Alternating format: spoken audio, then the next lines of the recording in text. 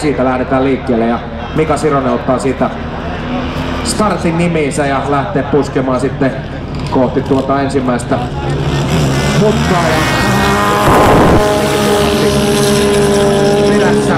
Ja siinä on kavereilla tuo hyvä keskinäinen kaksinkamppailu. Sironen on hyvässä kyydissä kyllä.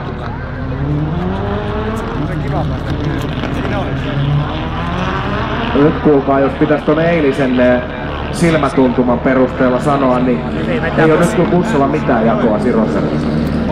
No, katsotaan. No joo, se on siinä rajalla. Kyllä tästä tulee vielä hyvä kamppailu loppuun saakka. Sironen puristaa siinä nyt kohti tätä erittäin vaikeaa betonimutkaa ja käsi nappaa kiinni muoveihin sen verran ahnaasti. Sironen sieltä paikkaa haki. Nyt tekee Sironen ihan pienen virheen ja se saattoi nyt kyllä maksaa tämän kierroksen voiton. Bussi tulee sieltä jo silloin alta ja nyt väännetään kättä oikein tosissaan. Sironen siellä lyhyemmällä sisäpuolella, mutta kyllä tää Bussen heiniä sitten kuitenkin on.